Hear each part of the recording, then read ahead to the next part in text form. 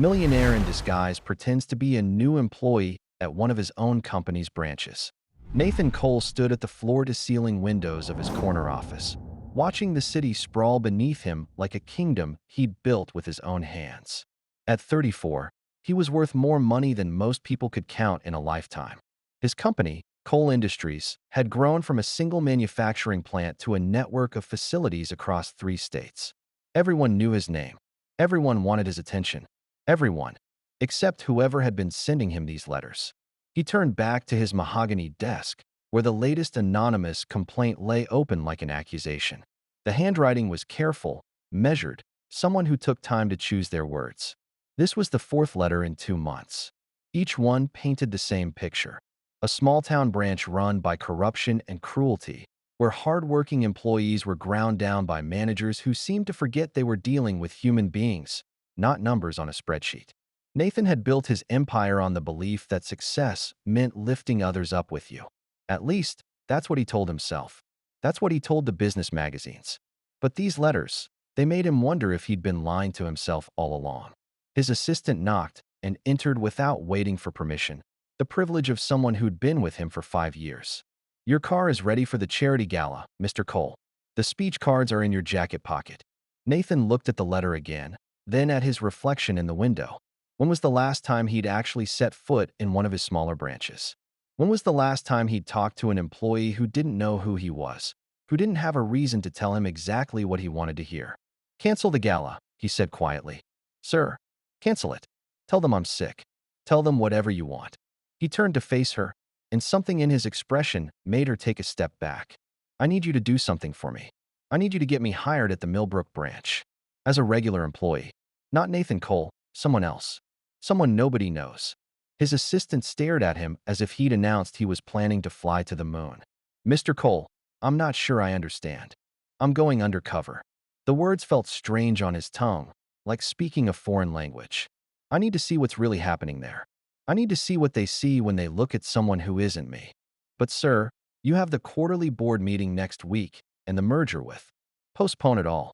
Nathan was already loosening his tie, already imagining himself in different clothes, with a different name, with nothing but his own merit to protect him. "I'm going to find out what it's like to be invisible." As his assistant left, shaking her head and muttering about impossible bosses, Nathan picked up the anonymous letter one more time. Somewhere in Millbrook, someone had cared enough to write to him. Someone had believed, despite everything, that he might actually listen. He was about to find out if they were right. But first, he had to become someone else entirely.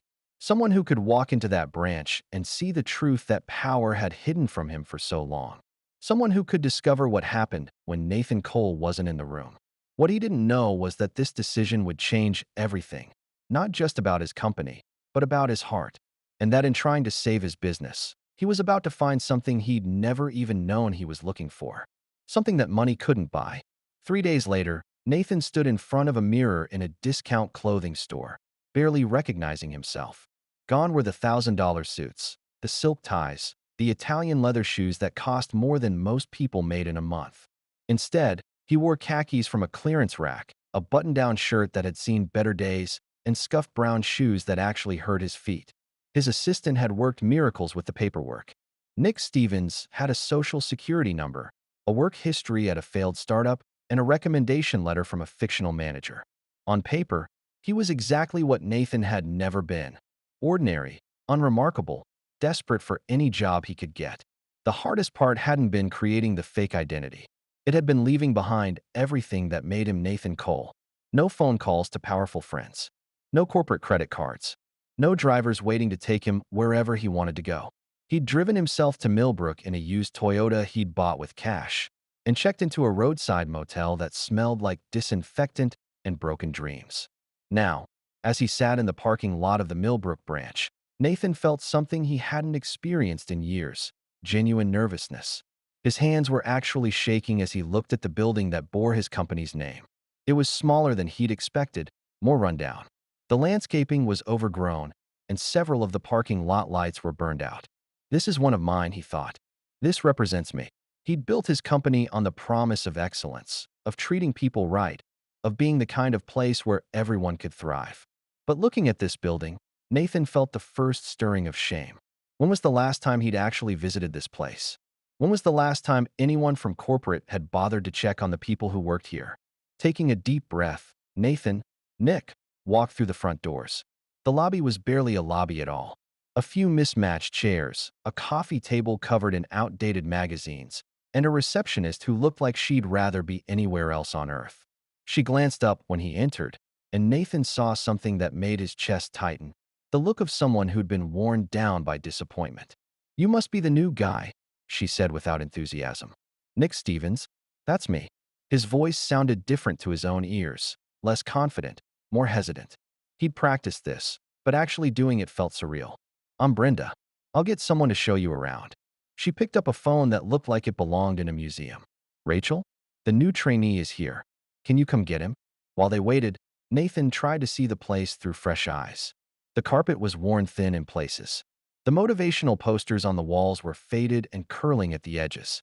One of them showed a soaring eagle with the words, "Excellence is our standard," a slogan he'd approved years ago. Now it looked like mockery. Footsteps echoed down the hallway, and Nathan looked up to see a woman approaching. She was probably in her early 30s, with shoulder-length brown hair pulled back in a practical ponytail and intelligent hazel eyes that seemed to take in everything at once. She wore a simple blazer over dark pants, professional but not expensive. There was something about the way she carried herself that caught his attention immediately. Despite the tired building around her, despite the obvious stress he could see in the slight lines around her eyes, she radiated a quiet strength that drew him in. "You must be Nick," she said, extending her hand with a genuine smile. "I'm Rachel Martinez, one of the floor supervisors. Welcome to Millbrook." Her handshake was firm, and when she looked at him, Nathan felt seen in a way that had nothing to do with recognition or status. She was looking at him, not at his clothes or his title or his bank account, just at him. "Thanks," he managed. "I'm grateful for the opportunity."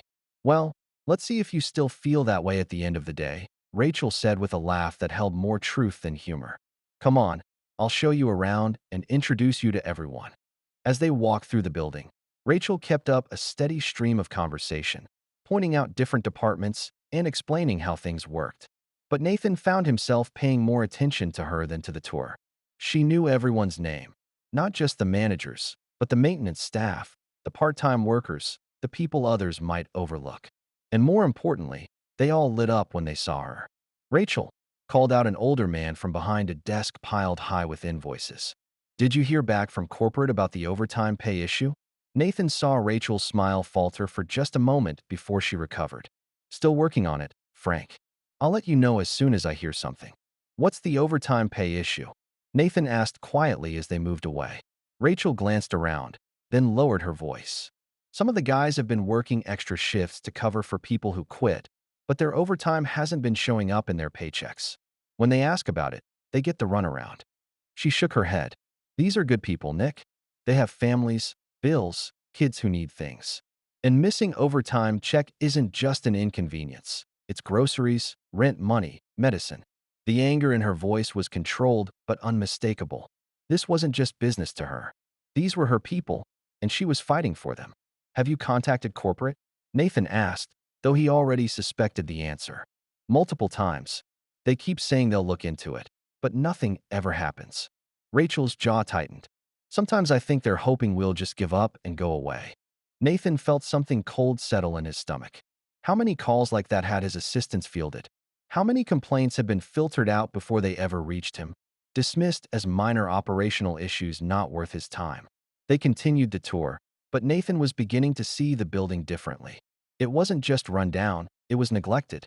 The equipment was outdated, the break room furniture was falling apart, and there was a persistent smell of industrial cleaner that couldn't quite mask the underlying odor of a place that needed serious renovation. But worse than the physical deterioration was the atmosphere. People worked with their heads down, avoiding eye contact with anyone who might be management. Conversations stopped when Rachel brought him past certain desks. There was a tension in the air that Nathan had never noticed in his corporate headquarters, where everyone smiled and called him by name and seemed genuinely happy to see him. Here, happiness felt like a luxury no one could afford. "So what brings you to Millbrook?" Rachel asked as they settled into a small conference room for what she called the real orientation. Nathan had rehearsed this story, but looking into Rachel's kind eyes, the lies felt heavier than they should have. I was working at a startup in the city, software development, but the company went under, and I needed something stable. I have some management experience, so I thought this might be a good fit. Management experience? Rachel raised an eyebrow. They're starting you on the floor? I figured it would be good to learn the business from the ground up, Nathan said, which was actually true, in a way. Rachel studied him for a moment, and Nathan had the uncomfortable feeling that she could see more than he wanted her to. But then she smiled. Well, you'll definitely get that here. We believe in throwing people into the deep end and seeing if they swim. And if they don't, then I make sure they learn how. Her voice was matter of fact, but Nathan could hear the protective edge underneath. I don't believe in letting people fail if I can help it. Everyone deserves a chance to succeed. As she began explaining the actual work he'd be doing, quality control, inventory management, customer service, Nathan found himself drawn into her passion for the job. She spoke about efficiency and teamwork and problem solving like they were art forms. She talked about the people who worked there like they were family. And Nathan began to understand something that all his business school classes and corporate consultants had never taught him. This was what real leadership looked like. Not the kind that came from a corner office or a title on a business card, but the kind that came from caring about people more than profit margins. Any questions? Rachel asked when she'd finished the orientation. Nathan had 1,000 questions, but most of them weren't about the job. They were about her. About how she'd ended up here. About what kept her motivated in a place that seemed designed to wear people down. About whether she ever thought about leaving. But instead he said, I think I'm ready to get started. Good. Rachel stood up, and Nathan noticed how she moved. Efficiently. Purposefully. Like someone who never had enough time but refused to let it show. I'm going to pair you with Jenny for the rest of the week. She's been here 3 years and knows all the systems. But Nick, she turned back to him, and her expression was serious. I want you to know that I'm here if you need anything. Not just work stuff, anything. This place can be challenging, but you don't have to face it alone. As Nathan watched her walk away, he felt something shift inside his chest. He'd come here to investigate problems in his company. He'd expected to find inefficiency, maybe some bad management, possibly some minor corruption that could be fixed with the right personnel changes. He hadn't expected to find someone like Rachel Martinez. And he certainly hadn't expected to realize that the biggest problem with his company might be him. Nathan's first full day as Nick Stevens was a masterclass in humiliation. It started at 7:30 a.m. when he arrived 10 minutes early, hoping to make a good impression. The employee entrance was locked, and he stood in the parking lot with 3 other workers, all of whom ignored him completely. When the security guard finally showed up at 7:45, 15 minutes late, he unlocked the door without a word of apology or acknowledgement. New guy needs to learn the rules, muttered one of the workers, a man in his 50s with tired eyes. Door don't open till it opens. No point showing up early. Nathan wanted to ask why the security guard was consistently late, why there wasn't a backup system, why employees were left standing in the parking lot like it was normal. But he bit his tongue and followed the others inside. His first encounter with middle management came 20 minutes later. You're the new trainee? The man asking wore a polo shirt with the company logo and a name tag that read, Mike, Operations Manager. He was younger than Nathan, maybe late 20s, with the kind of swagger that came from having just enough authority to be dangerous. Yes, sir. Nick Stevens. Mike looked him up and down like he was evaluating livestock. Jenny's going to show you the basics today. Try to keep up and don't ask stupid questions. We don't have time to hold your hand. Nathan had managed million-dollar mergers. He'd negotiated with Fortune 500 CEOs and presented to boards of directors. But something about Mike's dismissive tone made him feel small in a way he hadn't experienced since childhood. I'll do my best, he said. You'll do what you're told, Mike corrected. Your best might not be good enough. Jenny turned out to be a godsend. A woman in her early 40s who'd clearly mastered the art of surviving in a hostile workplace. She showed Nathan the computer systems, explained the filing methods, and walked him through the quality control processes with patience and kindness. Don't take Mike personally, she said quietly when the operations manager was out of earshot. He's like that with everyone. Well, everyone except the other managers and anyone he thinks might be useful to him. Has he always been like this? Jenny glanced around nervously. He's gotten worse since he got promoted last year. Used to be one of us, you know? But power went to his head fast. Nathan spent the morning learning systems that were clearly outdated and inefficient. The computer software looked like it was from the early 2000s, and the filing system was a maze of overlapping categories that seemed designed to hide information rather than organize it. When he suggested a simple reorganization that would save hours of work each week, Jenny looked at him like he'd suggested they tear down the building. Oh, honey, you can't just change things here. That's not how it works. But this would be so much more efficient. Efficient doesn't matter if it gets you fired. Jenny's voice was kind but firm. Trust me on this. Keep your head down, do what you're told, and don't make waves. That's how you survive here. The advice proved prescient when Nathan attended his first staff meeting at 2 p.m. The conference room was cramped and stuffy, with a broken air conditioning unit that no one seemed inclined to fix. Mike ran the meeting like a drill sergeant, barking out numbers and deadlines without acknowledging the people behind them. Nathan sat in the back, taking notes and trying to understand the dynamics at play. Quality scores are down 3% from last month, Mike announced, glaring around the room. Corporate's not happy, which means I'm not happy, which means you shouldn't be happy. Nathan knew for a fact that a 3% fluctuation was well within normal parameters, hardly cause for concern, let alone threats.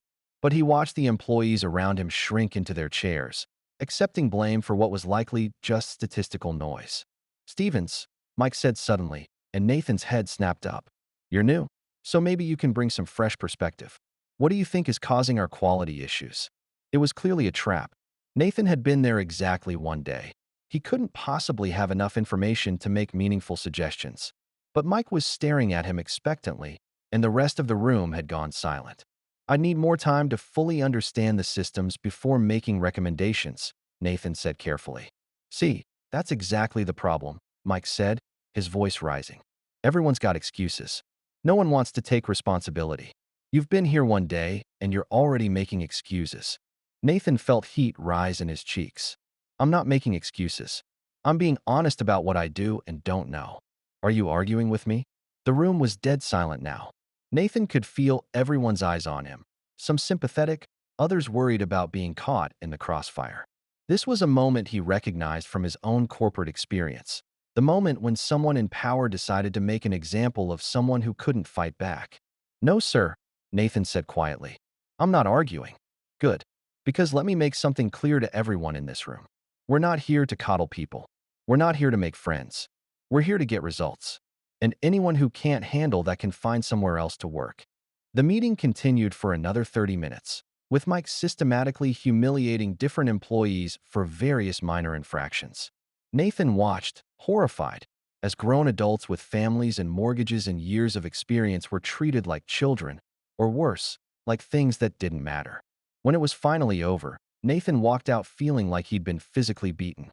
He'd experienced hostile takeovers that were more pleasant than that staff meeting. Hey, a voice said behind him. Nick, right? He turned to see Rachel approaching, her face filled with concern. How was your first meeting? Educational, Nathan said, trying to keep the bitterness out of his voice. Rachel studied his face and seemed to understand more than he'd said. Mike gave you the new guy treatment, huh? Is that what that was? He does it to everyone. It's like his way of establishing dominance or something. Rachel's expression was disgusted. I've talked to him about it, but he just says he's maintaining standards. Does corporate know how he runs these meetings? Rachel laughed, but there was no humor in it. Corporate doesn't care how he runs meetings as long as the numbers look good on paper. And Mike's very good at making numbers look good on paper. What do you mean? Rachel glanced around, then guided Nathan to a quiet corner. He's great at short-term fixes that make him look good to his bosses. But those fixes usually involve squeezing the workers harder, cutting corners on training, or pushing problems down the road. The people who pay the price are the ones who can't fight back. Nathan thought about the anonymous letters he'd received, the complaints about management treating employees like they were disposable. He was beginning to understand that those letters had been, if anything, understated. Why doesn't anyone complain? He asked. To who? Mike's boss is regional manager Dave Peterson, and they're buddies. Dave's boss is some VP in corporate who's never set foot in Millbrook. And everyone knows that if you make too much noise, You'll be the first one laid off when they need to cut costs. Rachel's voice was tired, like she'd had this conversation too many times. People need their jobs, Nick. They can't afford to be heroes. But you speak up. I heard you defending people today. I'm a supervisor. I have a little bit of protection, and I use it when I can. But there's only so much I can do without making things worse for everyone. Nathan wanted to tell her that she was wrong, that there were systems in place to protect employees, that his company had policies against exactly this kind of behavior. But he was beginning to suspect that the distance between corporate policy and branch reality was measured in more than just miles. That evening, as he sat in his depressing motel room eating a sandwich from a gas station, Nathan thought about his day. He'd been Nathan Cole for 34 years, and he'd never once been treated the way Mike had treated him in that meeting. He'd never had his competence questioned before he'd even had a chance to prove himself. He'd never been dismissed or humiliated or made to feel like his thoughts and opinions were worthless. It had been one day of being invisible, of being powerless, of being just another employee instead of the boss everyone wanted to impress. And it had been the most eye-opening day of his life. But it had also been the most disturbing. Because if this was what it was like to be Nick Stevens, an educated man with management experience and no dependents, what was it like for people who had less leverage, fewer options, more to lose? What was it like for someone like Rachel, who was fighting for her people every day while trying to navigate a system that seemed designed to wear her down? Nathan stared at the water stain on the motel ceiling and made a decision. He wasn't just going to observe anymore. He was going to understand what it meant to be powerless. And then he was going to figure out how to use his power differently. But first, he had to survive another day of being Nick Stevens. By the end of his first week, Nathan had developed a new appreciation for the phrase living paycheck to paycheck. As Nick Stevens, he was making $15.50 an hour with no benefits, no job security, and no respect from anyone in management. The math was brutal.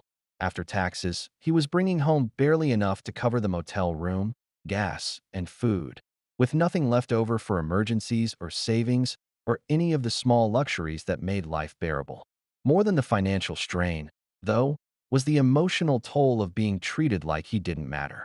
It was Tuesday morning of his second week when Nathan truly understood what the anonymous letter writer had meant about people suffering.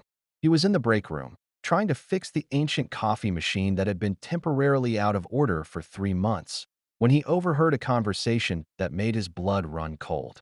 "I don't know what I'm going to do," a woman was saying, her voice thick with tears.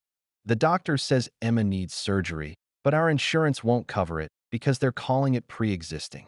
Nathan looked up to see Sandra, one of the quality control inspectors, talking to her friend Maria. Sandra was in her late 30s, a single mother who always had a smile for everyone despite working 2 jobs to make ends meet. "How much is the surgery?" Maria asked gently. $12,000. Might as well be 12 million. Sandra wiped her eyes with a tissue. "I've been saving for 2 years, but I only have about 3,000 put away. I talked to the hospital about payment plans, but they want at least half up front. What about that overtime pay Mike promised? When that comes through?" "That's just it. I went to payroll again yesterday, and they're saying there's no record of authorized overtime for our department. Mike's claiming he never approved it, even though I have 6 people who heard him tell us to work the extra shifts." Nathan's hands stilled on the coffee machine. This was the overtime issue Rachel had mentioned, but hearing the personal cost made it real in a way that statistics never could. Sandra had worked extra shifts believing she'd be paid for them, probably planning to use that money for her daughter's medical bills. Now she was not only not getting paid, but she was being gaslit by management about whether the overtime had ever been authorized at all. "Can you go to corporate?" Maria suggested. "With what proof? It's my word against Mike's, and he's management. They'll believe him." Sandra crumpled the tissue in her hand. "I'm thinking about taking a second loan against the house, but if something happens to my job—" She didn't finish the sentence, but she didn't need to. Nathan had seen the numbers. He knew exactly how many people had been laid off from various branches over the past year. Job security was an illusion here, and Sandra knew it. After the women left, Nathan sat alone in the break room, staring at the broken coffee machine and feeling something he'd never experienced before: helplessness. As Nathan Cole, he could have solved Sandra's problem with a phone call. He could have authorized the overtime payment, arranged for better insurance coverage, even paid for the surgery himself without thinking twice about it. But as Nick Stevens, he was powerless. He couldn't even get the coffee machine fixed without going through 3 levels of approval and a maintenance request that would sit in someone's inbox for weeks. That afternoon, Nathan was working on inventory reports when Rachel appeared at his desk. "You look like someone stole your lunch money," she said, pulling up a chair. "Rough day." Nathan looked at her, really looked at her. Rachel had been here for 5 years, fighting these battles every day, watching good people struggle while bureaucracy and bad management made their lives harder. How did she do it? How did she come to work every morning with hope and energy when the system seemed designed to crush both? "I heard about Sandra's daughter," he said quietly. Rachel's expression tightened. "Yeah, that's been keeping me up at night. Emma's a sweet kid, and Sandra's been killing herself trying to make the money work." "What about the overtime issue? Is there really no record of it?" "Oh, there's a record. I've seen Mike's emails authorizing the extra shifts. But somehow those emails have disappeared from the system, and now he's claiming he never sent them." Rachel's voice was carefully controlled, but Nathan could hear the anger underneath. "It's not the first time something like this has happened. Can't you go to his boss, Dave Peterson?" Rachel laughed bitterly. "Dave's the one who taught Mike how to play these games. They have a whole system for denying overtime claims. Make the authorization verbal, then claim it never happened. Or authorize it in writing, then mysteriously lose the paperwork. Either way, the workers get screwed and the budget looks good to corporate." Nathan felt sick. This wasn't just bad management, it was deliberate fraud. And it was happening in his company, under his name, while he sat in his ivory tower completely oblivious to the harm being done. "There has to be something we can do," he said. "We?" Rachel looked at him with surprise. "Nick, you've been here a week and a half. You don't want to get involved in this kind of thing. It's career suicide." But Nathan was already involved, whether she knew it or not. Every fraudulent overtime denial, every employee who couldn't afford medical care, every person who was treated like they were disposable, it was all happening because he'd been too removed from his own company to see what was really going on. "What if someone could prove that Mike authorized the overtime?" he asked. "How?" "Like I said, the emails are gone, and it's his word against theirs."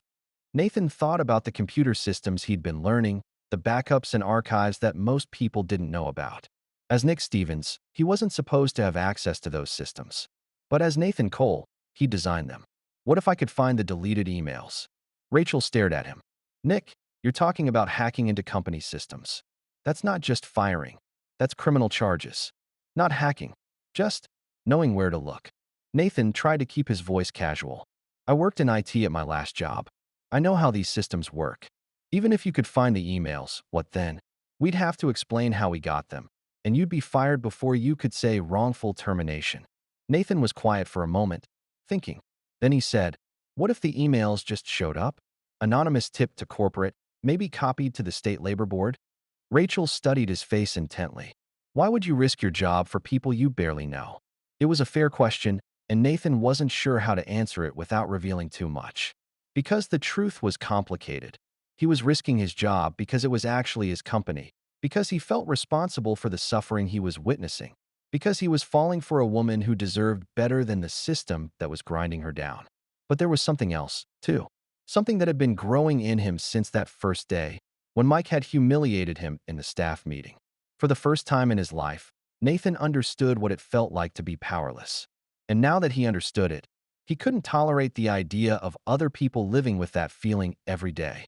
"Because it's the right thing to do," he said finally. Rachel was quiet for a long moment, studying his face like she was trying to solve a puzzle. Finally, she said, "You're not what I expected when they said we were getting a new trainee. What did you expect? Someone who'd keep his head down and try to blend in. Someone who'd last maybe 3 months before finding something better." She paused. "Someone who wouldn't care about Sandra's daughter or Frank's overtime or whether the coffee machine ever gets fixed. Is that what most people do?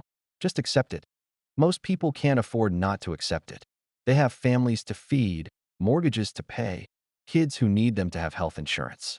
Standing up for what's right is a luxury when you're living paycheck to paycheck. Nathan thought about that as he walked to his car that evening.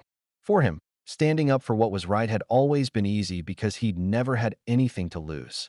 He'd never had to choose between his principles and his rent money. He'd never had to worry that speaking up would mean his child couldn't get surgery. But Rachel was still fighting, despite having everything to lose. Sandra was still showing up to work with a smile, despite being cheated out of money her daughter desperately needed. Frank was still putting in extra effort, despite being ignored and dismissed by management. They were all braver than he'd ever been. That night, in his depressing motel room, Nathan opened his laptop and began to work. He couldn't fix everything that was wrong with the Millbrook branch, but he could start with the overtime fraud. He could make sure Sandra got the money she was owed, and he could begin to understand what real courage looked like. But as he dug deeper into the company's systems, Nathan discovered that the overtime fraud was just the tip of the iceberg. The corruption at Millbrook went deeper than he'd imagined, and the people he was beginning to care about were in more danger than any of them realized, including Rachel. 3 weeks into his undercover assignment, Nathan had learned to navigate the complex ecosystem of workplace survival. He'd figured out which bathrooms had working locks, which vending machines actually dispensed what you paid for, and which days Mike was likely to be in a particularly foul mood.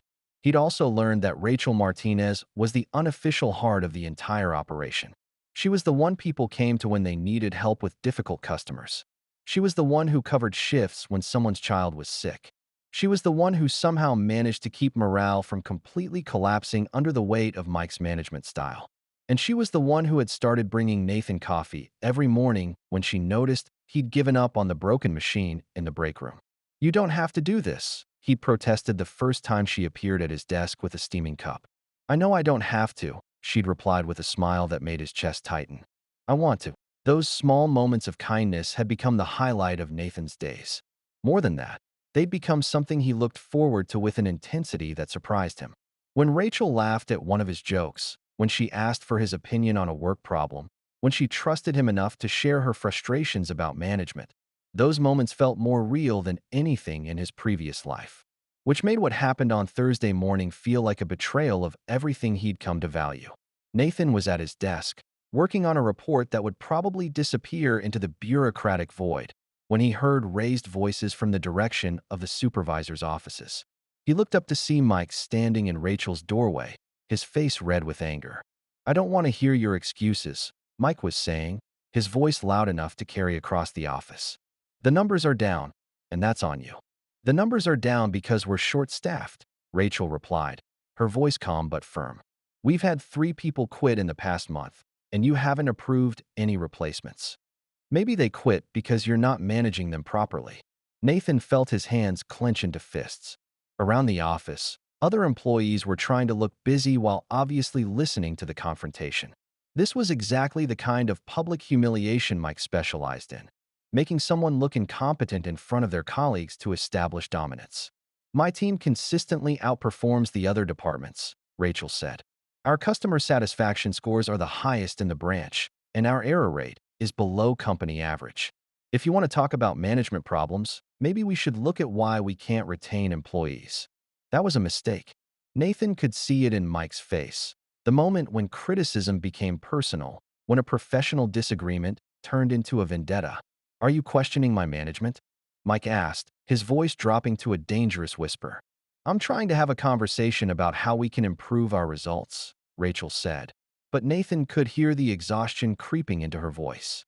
This wasn't the first time she'd had this fight, and they both knew how it would end.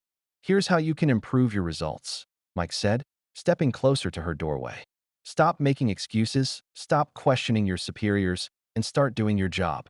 Because I'm getting real tired of your attitude, Martinez. Real tired." The threat was unmistakable. Nathan found himself standing up from his desk before he'd made a conscious decision to move. Several other employees looked at him with wide eyes, the universal expression of "don't make it worse." But Nathan couldn't just sit there and watch Rachel be intimidated for doing her job well.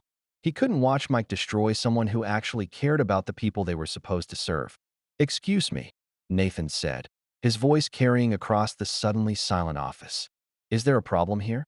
Mike turned toward him with the slow, predatory movement of someone who'd just found a new target. "Did I ask for your input, Stevens?" "No, sir, but—" "Then shut up and sit down." Mike's voice was sharp enough to cut glass. "This is a conversation between supervisors. Trainees don't get a vote."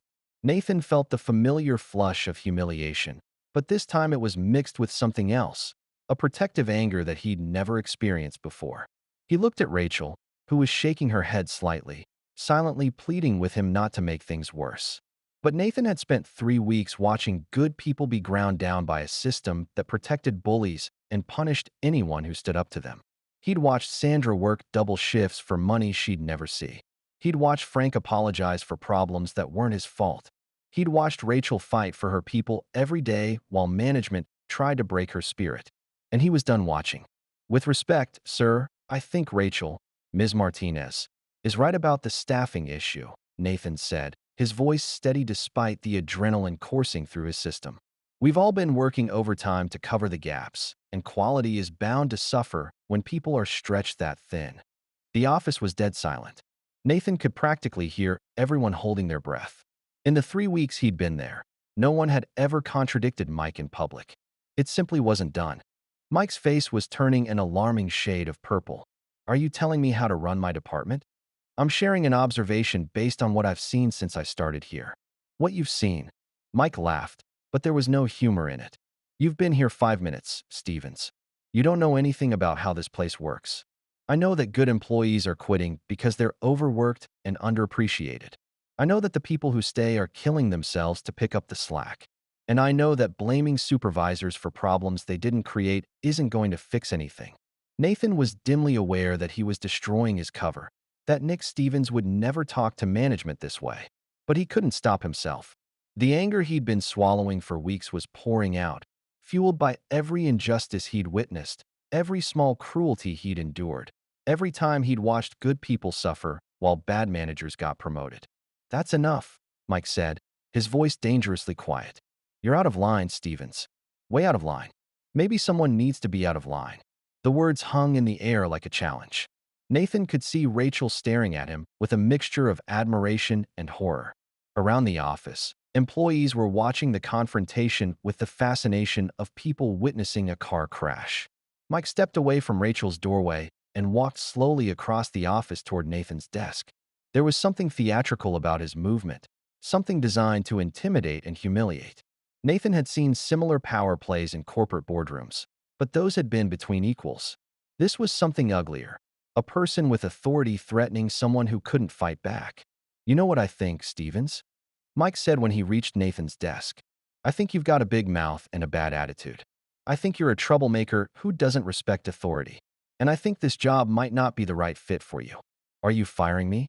I'm giving you a choice. You can apologize to me, right here in front of everyone, for your inappropriate comments and insubordinate behavior. You can promise to keep your mouth shut and do your job without questioning your superiors. Or you can clean out your desk and find somewhere else to work. Nathan looked around the office. Every eye was on him, waiting to see what he would do. He could apologize, swallow his pride, and continue his investigation. He could preserve his cover and gather more evidence of corruption and abuse. Or he could stand up for what was right, even if it cost him everything. The choice should have been obvious. The smart play was to apologize, to bend the knee, to accept humiliation in service of the greater good. That's what a CEO would do. Make the strategic choice, think about the bigger picture. But Nathan wasn't feeling like a CEO right now. He was feeling like Nick Stevens, a man who'd spent 3 weeks being treated like he didn't matter, watching people he cared about suffer in silence. He was feeling like someone who'd finally found something worth fighting for. I'm not going to apologize, Nathan said quietly. Everything I said was true, and you know it. Mike's smile was cold and triumphant. Then you're fired. Security will escort you out. Don't bother coming back.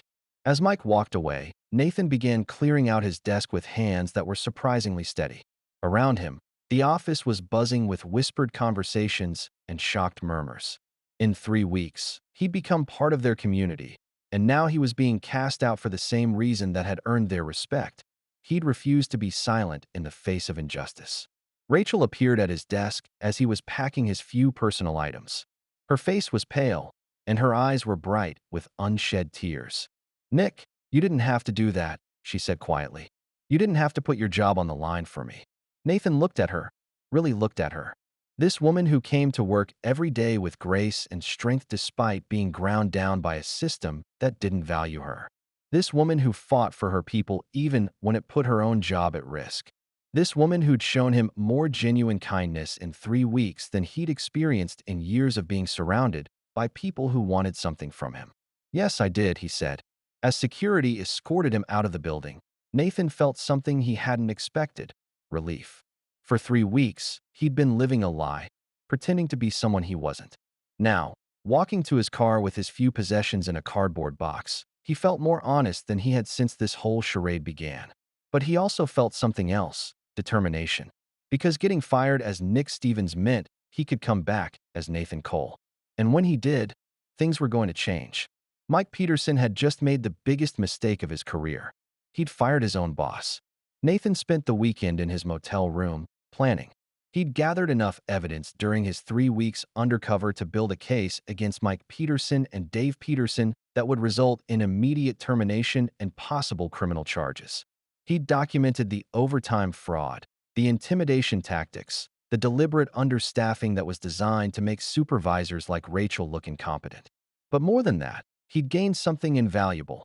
He understood now what his company actually was at the ground level. He understood the difference between the corporate mission statements and the daily reality for the people who made his fortune possible. And he understood that Rachel Martinez was about to lose her job for the crime of caring about her people.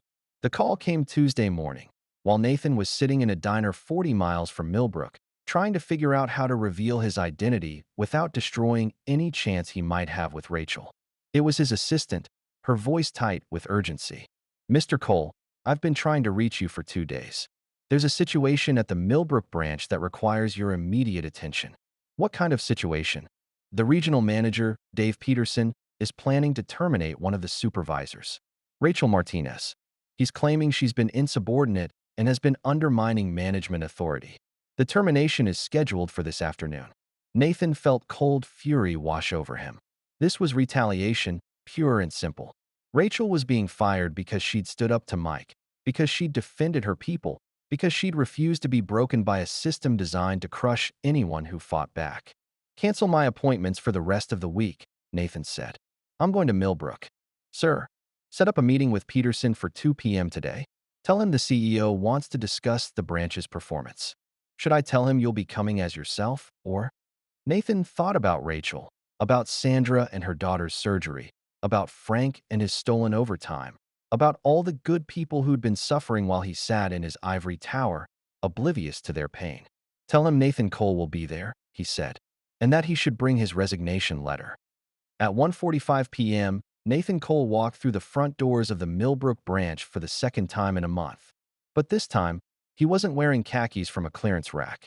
He was wearing a suit that cost more than most people made in a month, Italian leather shoes that clicked authoritatively on the worn linoleum, and the unmistakable aura of someone who owned everything he surveyed. The reaction was immediate and electric. Brenda, the receptionist who'd barely acknowledged Nick Stevens, practically jumped out of her chair. Employees who'd worked alongside him for 3 weeks stared in shock and confusion. Word spread through the building like wildfire. The CEO was here. Nathan Cole himself was in the building. But Nathan only had eyes for one person. Rachel was standing near her office, her face pale with shock as she recognized the man she'd known as Nick Stevens. Their eyes met across the office, and Nathan saw betrayal, confusion, and hurt flicker across her features before she looked away. Dave Peterson appeared within minutes, practically running down the hallway with Mike close behind. Dave was exactly what Nathan had expected: a middle-aged man in an expensive suit who'd perfected the art of managing up while grinding down everyone below him. "Mr. Cole, what an unexpected pleasure. If we'd known you were coming, we would have prepared a proper welcome." "I don't need a welcome," Nathan said coldly. "I need answers." "Conference room." Now, as they walked toward the conference room, Nathan was aware of every eye in the building following him. 3 weeks ago, these people had seen him as Nick Stevens, just another trainee, invisible and powerless. Now they were seeing him as he really was, and the cognitive dissonance was written on every face. The conference room felt different when you owned the building. The broken air conditioning unit that had made meetings unbearable was suddenly something that could be fixed with a phone call. The cramped space that had felt oppressive was just a facility that needed renovation. Power changed everything, even physical space. I'll get right to the point, Nathan said once they were seated. I've been receiving anonymous complaints about this branch for months.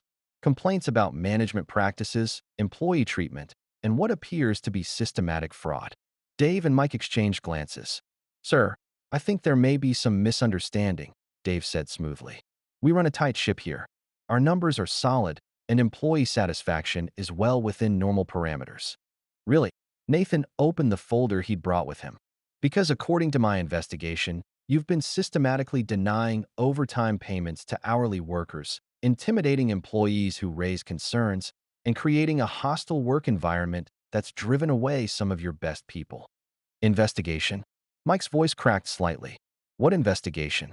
Nathan looked directly at Mike, watching the man's face as understanding began to dawn.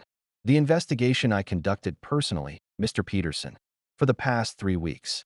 As Nick Stevens. The silence that followed was profound.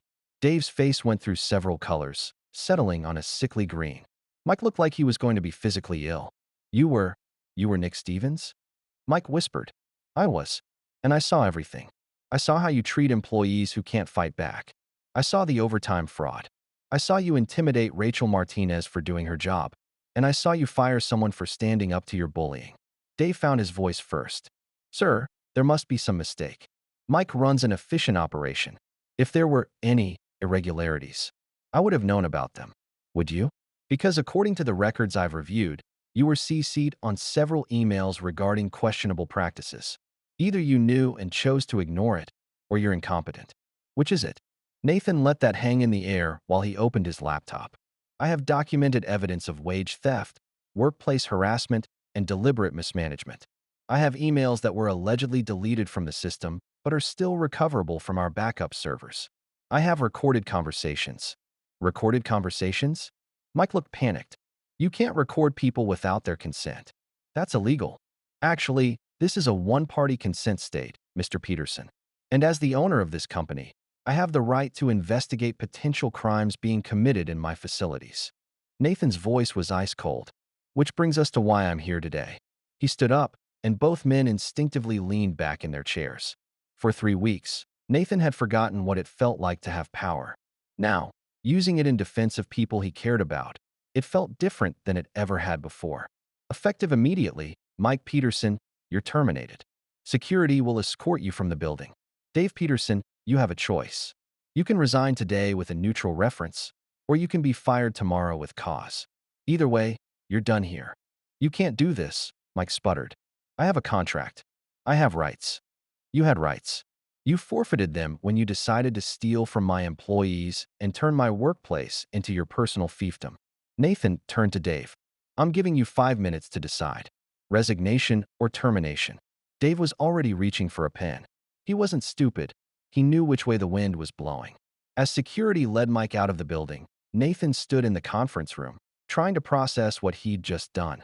In the span of 20 minutes, he'd fired 2 managers, completely restructured the branch leadership, and revealed a deception that would probably cost him the only relationship that had mattered to him in years. Through the conference room window, he could see Rachel at her desk, methodically packing her belongings. She thought she was still fired. She thought this was all some elaborate corporate power play that had nothing to do with her. She had no idea that everything he'd done had been for her. Nathan walked out of the conference room and across the office floor, aware that every employee was watching him. But he only cared about one person's reaction. When he reached Rachel's desk, she looked up at him with eyes that held a mixture of hurt and confusion. Rachel, can we talk? Privately. She glanced around the office, at all the faces watching them, then back at him. I don't think we have anything to talk about, Mr. Cole. The formal address hit him like a physical blow. 3 weeks ago, she'd called him Nick. She'd smiled when she brought him coffee. She'd trusted him with her fears and hopes and dreams. Now she was looking at him like he was a stranger. Please, he said quietly. Give me 5 minutes to explain. Explain what? How you lied to me for 3 weeks. How you made me trust you while you were spying on all of us. How you made me. She stopped herself, but Nathan could hear the rest of the sentence in the silence. How you made me care about you. It wasn't supposed to happen like this, Nathan said. Rachel stood up, her box of personal items in her arms. How was it supposed to happen, Mr. Cole? What was the plan? string along the naive supervisor until you got enough dirt to fire everyone. Rachel, please. You're not fired. You were never going to be fired. I came here because you got anonymous complaints and decided to investigate. I know. Mike and Dave are gone. And now you can install new management and go back to your real life. Mission accomplished. She started to walk away, but Nathan reached out and gently touched her arm. She stopped but didn't turn around. I came here because I was getting letters from someone who cared about the people in this branch. Someone who saw injustice and couldn't stay silent. I thought I was looking for problems to fix. Nathan's voice dropped to barely above a whisper. I didn't expect to find someone who would change everything I thought I knew about myself. Rachel turned slowly, and Nathan saw tears in her eyes. Don't you dare make this about feelings. You lied to me, Nathan. For 3 weeks, you let me believe you were someone you're not. I was someone I'm not. That's the point. Nathan looked around the office, at the employees who were still watching, then back at Rachel. For 3 weeks, I got to be the person I wanted to be instead of the person I thought I had to be. I got to work alongside people I respected for a cause that mattered.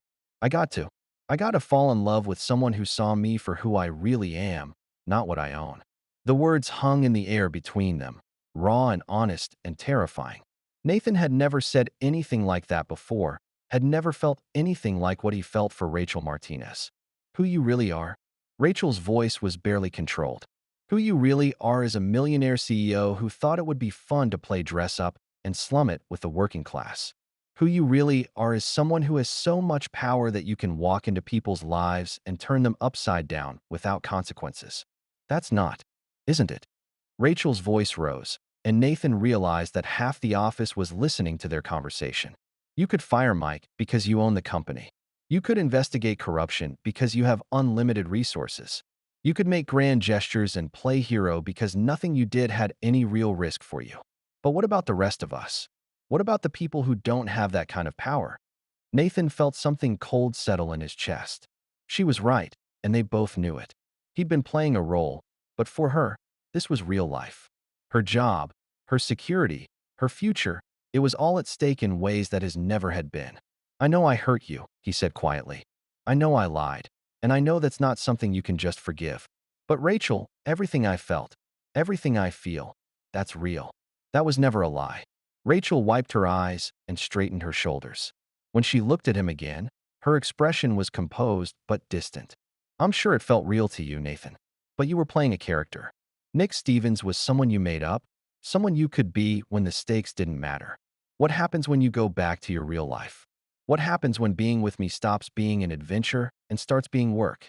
Nathan wanted to tell her that would never happen, that she was wrong about him, that he'd changed in ways that couldn't be undone. But looking at her face, he realized that words weren't going to be enough. Trust, once broken, couldn't be rebuilt with speeches. I understand why you can't forgive me, he said finally. But I need you to know that meeting you, working with you, seeing the kind of person you are, it changed me. And I'm going to spend the rest of my life trying to be worthy of what you showed me. Rachel looked at him for a long moment, her expression unreadable.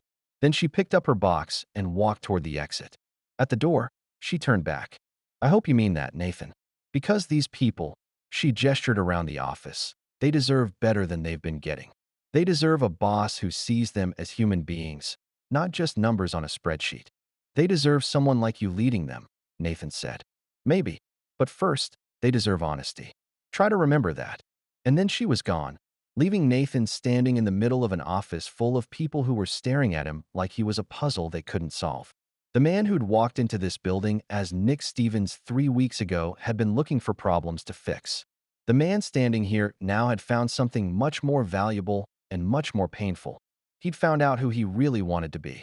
If you made it to the end, please like the video and subscribe to our channel. It truly means the world to us. See you in the next one.